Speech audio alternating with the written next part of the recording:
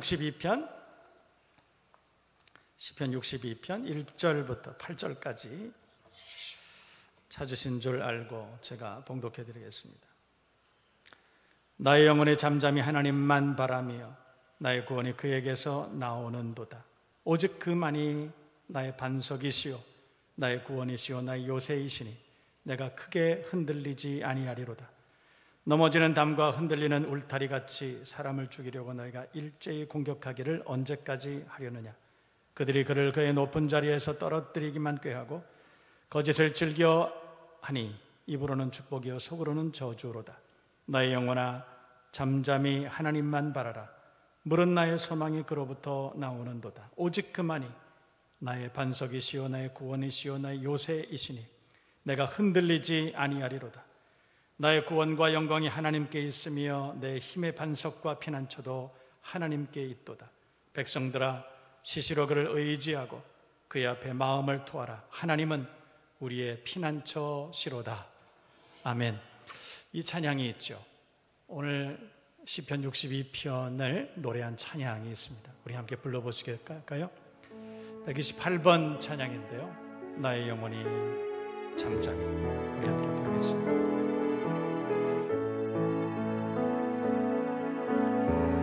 나의 영혼이 잠잠히 하나님만 바라나. 나의 구원이 그에게서 나는도다. 아멘. 나의 영혼아 잠잠히 하나님만 바라라. 나의 소망이 저에게서 나는도다. 오직 주만이 나의 반석 나의 구원이시니. 아멘. 오직 주만이 나의 산성 내가 요동치 아니하리. 나의 영혼이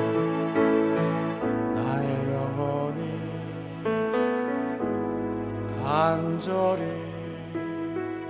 여호와를 닮아가며 나의 입술이 여호와를 찬양하리. 나의 영혼이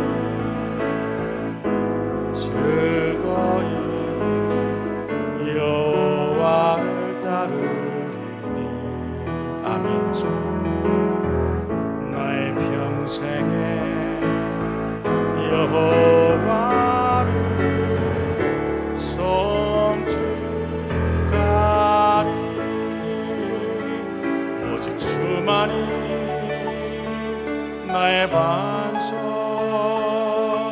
나의 구원이시니. 오직 주만이 나의 산성 내가 요동치 아니하리.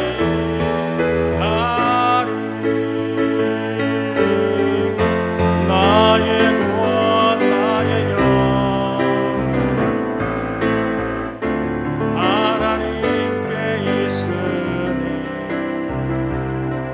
내 힘과 반석과 피난처 되시네.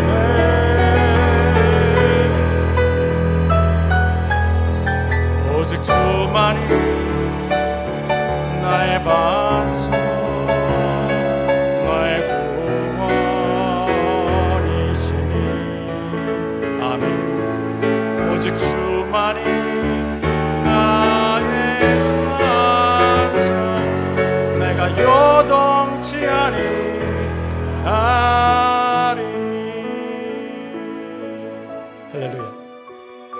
하나님은 여러분의 반석, 또 피할 바위시고 구원이시고 소망이십니까? 하나님께서는 여러분의 인도자, 보호자 되시고 치유자 되시고 우리의 필요한 것들을 채우시는 공급자이시고 주님 오시는 그날까지 함께 하시는 동행이신 줄로 믿습니다. 그 믿음의 고백을 날마다 주님 앞에 드릴 수 있는 승리하는 여러분 모두가 되시기를 주님의 이름으로 축원합니다. 하나님께서 여러분에게 믿음 주신 줄로 믿습니다. 믿음 은사죠. 하나님께서 여러분에게 믿음 주셔요. 하나님은 왜 우리에게 믿음 주실까? 왜 믿음을 우리에게 주실까? 믿음으로 주님 앞에 예배하도록, 우리가 믿음으로 주님 앞에 예배를 드릴 수 있도록, 그래서 하나님 우리에게 은혜 주시는 거겠죠. 믿음 주시는 거겠죠. 몇 가지 이유가 있습니다. 하나님께서 우리에게 믿음 주시는 이유는 믿음이 없이는 하나님을 기쁘시게 할 수 없고 믿음이 없이는 세상을 감당할 수 없기 때문에 그렇습니다. 믿음 없이는 세상을 이길 수가 없기 때문에. 여러분, 세상은 뭘까요? 세상은 죄악. 그렇습니다. 우리가 믿음이 없이는 죄악을 이길 수 없습니다. 죄를, 그리고 악한 것을 우리가 감당하지 못합니다. 우리가 믿음이 없이는 사단의 권세를 이길 수 없습니다. 자신을 감당할 수 없습니다. 세상이라고 하는 게 뭘까요? 믿음이 없이는 세상을 감당할 수 없다. 세상은 질병, 전쟁, 고난, 낙심, 가난, 이런 것들이에요. 분노, 좌절, 실패. 믿음이 없이는 감당할 수 없어요. 하나님께서 우리에게 믿음 주셔서 지금 우리가 주님 앞에 예배할 수 있는 거예요. 하나님께서 우리에게 믿음 주셨기 때문에 지금까지 우리가 강건하게 살아올 수 있다는 것입니다. 지난날 하나님께서 우리에게 믿음 주시지 않았다면 우리가 이 험한 세상을, 야곱처럼 험악한 인생을 우리가 어떻게 살았을까 생각해 보면 하나님께 무한 감사. 믿음 주신 하나님 앞에 평생을 감사하며 살아가는 여러분 될 수 있기를 주님의 이름으로 축원합니다. 하나님께서 우리에게 믿음 주신 것은 우리가 위로받아야 되기 때문에 그렇습니다. 하나님의 위로 없이는 우리가 세상을 감당할 수 없죠. 넘어지고 실패하고 좌절하고 그럴 때마다 하나님께서는 하나님을 신뢰하는 믿음 안에 있는 하나님의 자녀들을 위로해 주시는 좋으신 하나님이신 줄로 믿습니다. 그래서 고린도후서는 하나님은 위로자, 위로의 하나님이시라. 그래서 하나님의 위로로 우리가 위로받고 그리고 그 위로로 세상을 위로할 수 있는 사람이 돼야 된다. 이렇게 권면하고 있어요. 우리가 믿음 없이는 위로받을 수 없어요. 뿐만 아니라 우리가 하나님께서 우리에게 믿음 주시지 않으면 우리가 거룩한 삶을 살아갈 수 없습니다. 여러분, 거룩한 삶을 사는 것은 능력이에요. 이해되시면 아멘. 하나님께서 우리에게 믿음 주시지 않으면 거룩한 삶이 불가능해요. 우리는 born guilty라고 그렇게 말합니다. 어떤 사람들은, 어떤 신학자들은 우리가 부분적으로 타락했다, 아니면 전적으로 타락했다. 어쨌든 우리는 타락한 존재. 그래서 죄 짓는 게 너무 쉬워요. 여러분, 죄 짓는 것은 어렵게 우리가 결단하지 않아도 돼요. 언제든지 지을 수 있어요. 생각으로, 발걸음으로, 입술로, 혀로 언제든지 우리는 자연스럽게 죄 지을 수 있어요. 왜냐하면 우린 죄인이기 때문에. 그러나 거룩하게 사는 것은 쉽지 않습니다. 거룩하게 사는 것은 아무나 할 수 있는 것이 아니에요. 하나님께서 믿음 주셔야 거룩한 삶을 살아갈 수 있는 줄로 믿습니다. 이해되시면 아멘. 히브리서 11장을 우리는 믿음장 이렇게 말하죠. 거기에는 믿음의 선배들이 어떤 인생을 살아왔는지를 설명하고 있습니다. 믿음으로 아브라함은 이렇게 살았고, 믿음으로 사라는 이렇게 살았고, 모세는 이렇게 살았고, 그래서 믿음의 사람들에 대한 이야기가 기록이 되어 있어요. 그리고 히브리서 11장은 맨 말미에 믿음으로 산 사람들에 관해서 11장 38절에는 이런 사람은 세상이 감당치 못하느니라 이랬어요. 하나님께서 그들에게 믿음 주셨기 때문에 그 믿음의 사람들은 세상이 그를 감당하지 못한다. 죄악이 그를 다스리지 못한다. 낙심이 그를 더 이상 무너뜨리지 못한다. 질병이 더 이상 그를 괴롭히지 못한다. 이런 뜻이에요. 이해되시면 아멘. 그 믿음을 소유할 수 있는 하나님의 사람들이 꼭 되시기를 주님의 이름으로 축원합니다. 문제는 그 믿음은 하나님의 것이라는 거예요. 하나님 우리에게 주신 은사예요. 여러분, 우리가 믿고자 해서 믿는 것이 아니라 하나님이 우리에게 믿음 주셔야 온전한 믿음의 사람이 될 수 있다, 이런 뜻입니다. 이해되시면 아멘.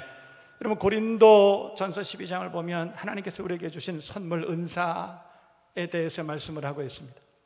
어떤 이에게는 성령으로 방언도 주시고 방언 통역함을 주시기도 하고 병 고치는 은사를 주시기도 하고 능력을 행하는 은사를 주시기도 하고 수많은 은사를 우리에게 주시는데 그 가운데 성경을 보면 어떤 이에게는 같은 성령으로 믿음을 이렇게 말씀하고 있다는 거예요. 그래서 야고보 사도는 믿음은 모든 사람의 것이 아니니라 이렇게 말씀하고 있다는 것이죠. 우리가 하나님 앞에 이렇게 나와서 예배를 드리고 있습니다. 하나님께서 우리에게 믿음 주셨기 때문에 예배가 가능한 줄로 믿습니다. 우리가 우리 스스로 의지로 우리 스스로의 선택으로 하나님의 성전에 나온 것이 아니라 하나님께서 우리에게 믿음 주셔서 그래서 하나님 앞에 나와서 그 예배를 사모하는 마음으로 예배하고 있다 이런 뜻이에요. 할렐루야. 하나님께서 너는 내 것이라 성령으로 인쳐주시고 믿음 주시고 예배자로 여러분들을 부르셔서 믿음으로 하나님 앞에 예배드리고 하나님을 기쁘시게 할 수 있는 하나님의 자녀 되게 해주셨다. 할렐루야. 하나님께서 우리에게 믿음을 은사로 주신 거예요. 그래서 세상을 감당할 수 있는, 세상을 넉넉히 이길 수 있는 믿음의 사람 되게 하신 줄로 믿습니다. 그래서 오늘 저는 믿음의 진짜 의미라는 제목으로 부제, 오늘 시편 62편 말씀 가운데 나의 구원이 그에게서 나는도다 제목으로 우리가 함께 은혜를 나누고자 합니다. 성서 신학자들이 우리 믿음의 선배들에 대해서 우리가 평가할 때 존 웨슬리, 어떤 분들은 요한 웨슬리라고 그러죠. 존 웨슬리를 가장 존경할 만한 신학자로 그렇게 꼽기도 합니다. 왜 그러냐면 이 존 웨슬리는 다른 신학자들은 교리에 집중하고 신학에 집중했지만 존 웨슬리 이분은 우리가 하나님의 말씀이 이렇다면 우리가 어떻게 믿음으로 그 말씀대로 살아갈 수 있느냐를 고민한 분이기 때문에 그랬다. 신학을 위한 성경이 아니라 우리의 삶을 변화시키기 위한 성경, 그것을 요한 웨슬리가 평생을 고민했다. 그래서 많은 사람들은 웨슬리를 존경하고 있습니다. 여러분, 웨슬리가 웨슬리 된 데에는 몇 가지 사건이 있었습니다. 웨슬리에게는 4번의 위대한 회심이 있었다고 그럽니다. 그 중에 하나 올더스게이트라고 하는 회심이 있습니다. 그게 무슨 뜻이냐면 어느 날 요한 웨슬리는 실패한 선교사로 길거리를 터덜터덜 걷고 있었다고 합니다. 그러다가 어떤 채플에 들어가서 예배를 드리게 됐는데 그 채플에 목사님이 설교를 하시는 거예요. 마틴 루터의 로마서 강해를 하고 있었습니다. 로마서 1장을 그 목사님이 계속해서 읽어 나갑니다. 그때 이 요한 웨슬리가 엄청난 감동을 받았습니다. 로마서가 그의 인생을 변화시켰습니다. 그리고 마침내 그가 하나님께서 귀하게 쓰시는 신학자가 돼서 영국 교회를 변화시키고 한 나라와 민족을 변화시킨 그런 역사가 있었다. 여러분, 그래서 칼 바르트라고 하는 그런 신학자가 로마서 주석을 썼을 때 많은 신학자들이 뭐라고 얘기했냐면 로마서 주석, 그것은 신학의 운동장에 떨어진 원자폭탄과 같다, 이런 표현을 썼다는 것입니다. 여러분, 로마서가 왜 그렇게 많은 신학자들과 많은 그리스도인들에게 결정적인 영향력을 끼칠 수 있었을까? 왜냐하면 로마서는 믿음의 본질을 가장 명료하게 설명하는 책이기 때문에 그렇습니다. 그래서 로마서를 읽는 사람들이 믿음이 새로워지고 그리고 온전하고 건강한 믿음의 사람이 되고 있다는 것입니다. 로마서는 2가지 초점, 2가지 관점을 가지고 읽어야 됩니다. 하나는 교리적 측면, 하나는 윤리적 측면, 그렇습니다. 어떤 사람은 그래서 그것을 인디카티브 혹은 임페라티브 이렇게 얘기해요. 그 말은 뭐냐면 로마서는 믿음이 무엇이냐에 대해서 명료하게 우리에게 말씀하고 있고, 그리고 2번째 윤리적 측면, 그렇다면 우리가 성경이 그렇다는 것을 안다면, 복음이 무엇이라는 것을 안다면 윤리적 측면, 어떻게 우리가 거룩한 삶을 살아야 되느냐, 살 수 있을까, 이것을 설명하는 책이기 때문에 그렇다는 거예요. 그래서 로마서를 읽은 수많은 사람들이 하나님 앞에 믿음을 새롭게 하고 그리고 하나님 앞에 거룩한 삶을 살게 되었다고 증언하고 있는 것입니다. 그런데 오늘 성경을 보면 이 바울보다 또 수많은 신학자들보다 1000년이나 이전에 살았던 다윗이라고 하는 한 사람이 오늘 성경을 보면 시편 62편을 보면 이 엄청난 밸런스를 가지고 있는 이 신학을 그대로 자기의 신앙적 고백에 담아 놓았다는 것입니다. 오늘 시편 62편 말씀을 보면 그 안에는 하나님은 어떤 분이신가, 믿음은 무엇인가를 우리에게 분명하게 설명하고 있고 뿐만 아니라 그 믿음이 무엇인지 알고 있다면, 그렇다면 믿음의 사람들은 어떻게 살아야 될 것이냐를 시편 62편 한 편에 모두를 다 설명하고 있다는 것입니다. 그래서 오늘 저는 이 시편 62편을 가지고 믿음이 뭐냐, 믿음의 진짜 의미가 뭐냐, 그리고 그 믿음을 가진 사람들은 어떻게 살아야 할까에 대해서 우리가 함께 은혜를 나누고자 하는 것입니다. 오늘 성경 시편 62편의 배경은 그렇습니다. 다윗이 그의 인생이 어두운 밤이었을 때 그가 가지고 있던 믿음, 어떤 의미였을까? 어두운 밤이었을 때 아들이 아버지에게 등을 돌리고 수십 년 충성하고 고난에 동참했던 가신들도 다 등을 돌리고 탕자였던 아들을 따라서 다윗을 떠나간 그때 다윗의 인생의 가장 어두운 밤이었을 때 그 다윗이 하나님 앞에 믿음으로 고백하고 그리고 믿음으로 살았던 그 이야기 오늘 성경 62편에 기록이 되어 있다는 것입니다. 그래서 오늘 세 가지로 우리는 그 내용을 함께 살펴봅니다. 첫 번째는 믿음이 뭐냐? 믿음은 하나님 안에서만 구원의 소망을 갖는 것, 이렇게 오늘 시편 62편은 설명하고 있다는 것입니다. 비참했죠. 아들이 자신의 자리를 침탈하고 수십 년간 자기를 따르던 모든 가신들이 등을 돌리고 배신을 했을 때 얼마나 비참했을까? 이 세상에서 다윗이 누구를 믿고 의지할 수 있었겠습니까? 그런데 오늘 성경 본문을 보면 1절에 다윗은 이렇게 고백하고 있습니다. 여러분 1절 말씀 다 같이 한번 읽어볼까요? 1절 다 같이 시작. 나의 영혼이 잠잠히 하나님만 바라며, 나의 영혼이 잠잠히 하나님만 바라며. 2절 보면 오직 그만이 나의 반석이, 오직 저만이, 오직 그만이, 하나님만이 나의 반석이요 나의 구원이시요 내 산성이시로다. 그러므로 내가 요동치 않을 것입니다. 내가 흔들리지 않을 것입니다. 세상의 모든 사람들이 나를 배신하고 모든 사람들이 나를 떠났다 할지라도 나는 하나님만 바랄 것이다. 이렇게 고백하고 있다는 거예요. 뿐만 아니라 오늘 5절에도 나의 영혼아 잠잠히 하나님만 바라라. 물은 나의 소망이 그로부터 나오는도다. 하나님만 바라라. 대저 나의 소망이 저로조차 나오는도다. 여러분 어떤 단어가 강조되어 있어요? 하나님만 바라라. 하나님만 바라라. 영어 성경에는 God alone, He alone 이렇게 말해요. God only, 오직 하나님만 바라라. 세상 모든 것들이 무너지고 다 배신하고 내 뜻대로 되지 않고 버림을 받고 사방으로 우겨싸임을 당하고 그래도 세상을 기대하는 것이 아니라 세상에 소망을 두는 것이 아니라 오직 하나님만 바라라. 다윗은 그렇게 고백했다는 것입니다. 사실 우리는 대부분의 경우 하나님을 믿는다고 하면서도 하나님만 의지한다고 하면서도 사실은 하나님도 믿고 뭐 돈도 믿고 세상도 의지하고 사람도 의지하고 어떻게 보면 우리는 얼치기 인생을 살아가는 것이 아닐까 그런 생각을 해봅니다. 재미있는 얘기가 있죠. 어떤 성도가 있었습니다. 꿈을 꾸었어요. 꿈. 절벽에서 떨어지는 꿈을 꾸었습니다. 절벽에서 떨어지다가 다행히 나뭇가지 하나를 잡았어요. 꿈이니까 나뭇가지를 하나 잡았어요. 시간이 갈수록 점점 힘이 빠져갑니다. 그래서 나뭇가지를 잡고 그 위쪽을 향해서 소리를 질렀습니다. 위에 누구 없어요? 살려주세요.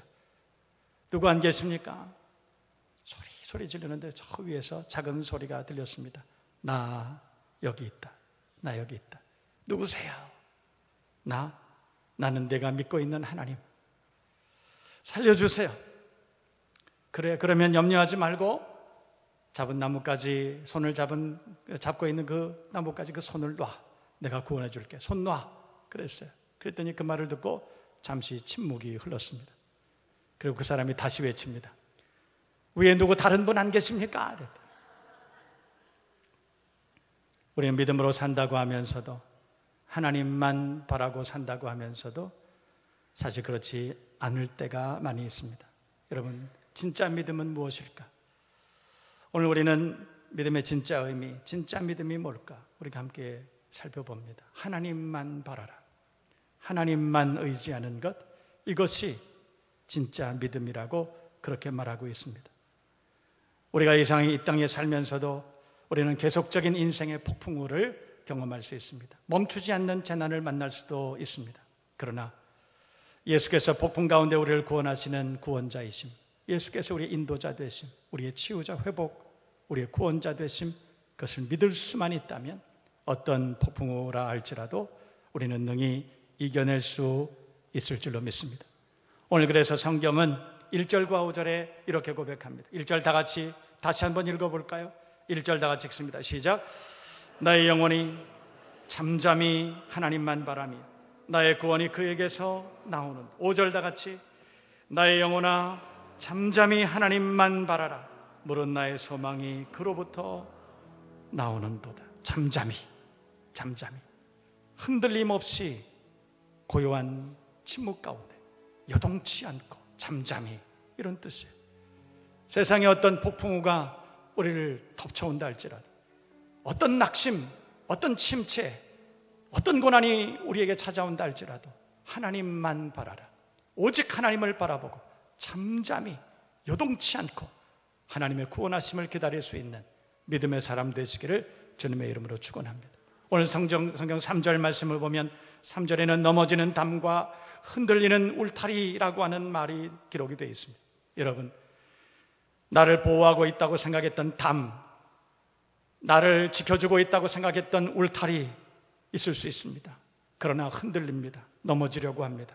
그러나 이런 세상의 한복판 속에서도 오늘 다윗은 이렇게 고백하고 있는 거예요. 나의 영혼아 잠잠히 하나님만 바라라. 담이 흔들리고 울타리가 흔들리고 우리가 믿었던 모든 것들이 흔들린다 할지라도 우리는 구원의 소망을 하나님께 두고 견고한 평안의 축복을 누릴 수 있는 하나님의 사람들이 되어야 할 줄로 믿습니다.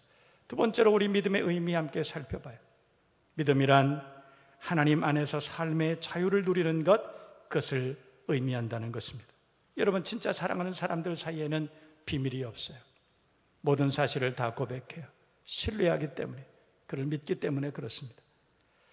여러분, 우리가 정말 하나님만이 믿음의 주님이심을 고백하는 사람들이라면 이미 모든 것을 다 알고 계시고 보고 계시고 듣고 계신 그 하나님 앞에 우리의 모든 고민과 좌절과 우리의 모든 허물과 죄악과 우리의 약점과 열등감, 상처 낱낱이 고백할 수 있어야 되지 않을까요?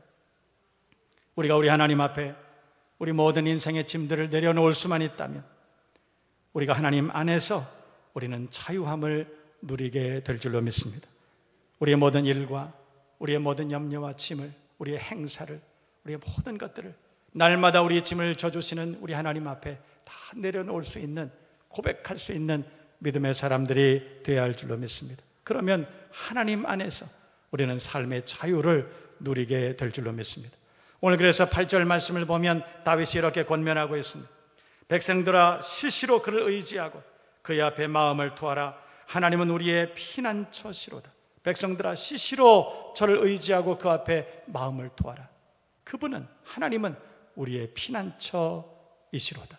시시로 언제든지 우리 하나님 앞에 우리의 모든 고난을, 우리의 모든 속사정을 다 토하라, 고백하라, 그렇게 말씀하고 있는 것입니다. 새벽마다 하나님 앞에 나와 하나님 앞에 우리의 모든 고민을, 우리의 모든 삶의 문제들을 주님 앞에 내려놓을 수 있기를 바랍니다.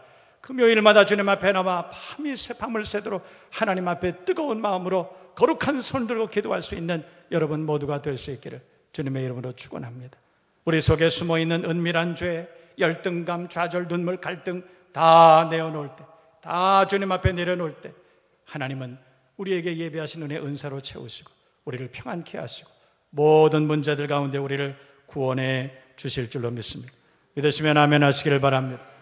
그렇습니다. 믿음은 바로 이 하나님 안에서 삶의 자유를 누리는 것이라고 말씀하고 있습니다. 마지막 세 번째, 우리가 믿음의 의미 무엇일까? 믿음은 한 걸음 더 나가서 하나님 안에서 변화된 삶을 사는 것, 그것을 믿음이라고 그렇게 말하고 있습니다. 대부분의 교인들은 믿음을 이해할 때 믿음은 뭐냐? 예수 믿고 천당 가는 것, 예수 믿고 구원받고 천국 가는 것, 천국 소망을 가지고 사는 것, 이렇게 생각하고 끝날 때가 많이 있습니다. 그것은 물론 믿음에 대한 본질적인 이해임은 틀림이 없습니다. 근본적입니다. 중요한 것입니다. 그러나 우리의 믿음이 그 정도 이해에서 끝난다면 사실 그 믿음은 보험 수준밖에 되지 않는 거예요. 우리가 생명보험 들잖아요. 천국보험.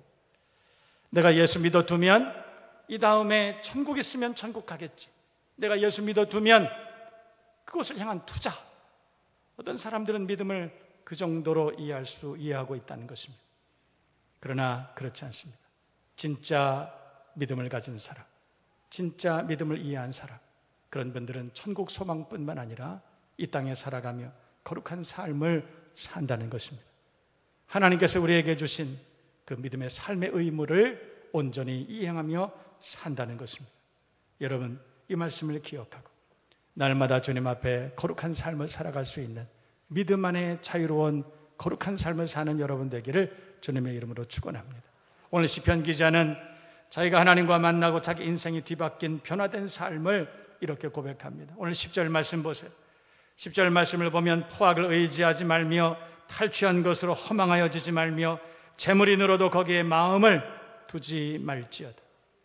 개역 한글은 포악을 의지하지 말며 탈취한 것으로 허망하여지지 말며 재물이 늘어도 거기 치심치 말지어다. 재물이 늘어도 나는 거기에 마음을 두지 않겠다. 그런 뜻이에요. 우리가 정말로 믿음의 사람이라면, 진짜 믿음의 사람이라면 우리가 세상에 마음을 두지 않고 우리가 오히려 거룩한 삶으로 하나님께 영광을 돌리는 그런 삶을 살아야 되지 않겠는가, 우리에게 권면하고 있다는 것입니다. 여러분, 이것이 변화된 사람의 고백, 그리고 변화를 선언한 것이, 여러분 모두도 그런 믿음의 삶을 살아갈 수 있기를 주님의 이름으로 축원합니다. 재미있는 얘기 있어요. 어떤 침례교회에서 침례를 주고 있었어요. 침례를 주고 있는데 여러분 아시죠? 욕조가 있어서 그 안에 옷을 입고 들어가야 돼요. 그래서 물속에 잠겨서 침례를 받아야 됩니다. 침례를 이렇게 목사님이 베풀려고 하는데 한 남자가 그 침례조 안으로, 탕 안으로 빨리 들어오지 않고 밖에서 막 주저하고 있는 거예요. 그래서 목사님 물어봤어요. 왜 안 들어오십니까?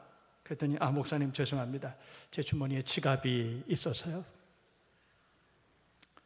그래서 목사님 웃으면서 이런 유명한 대답을 했다고 합니다. 형제, 그 지갑도 침례를 받으셔야 됩니다. 여러분, 우리가 믿음으로 사는 것, 믿음은 구호가 아닙니다. 믿음은 이상이 아닙니다. 믿음은 삶입니다.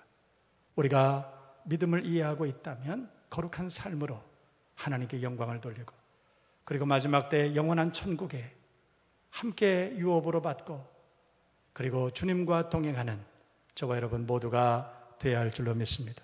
오직 하나님만이, 오직 주님만이 우리의 구원이시고 우리의 피난처가 되시고 우리의 소망이 되시는 줄로 믿습니다. 그 고백이 여러분의 입술, 여러분의 심령 가운데 주님 오시는 날까지 계속되기를 주님의 이름으로 축복합니다.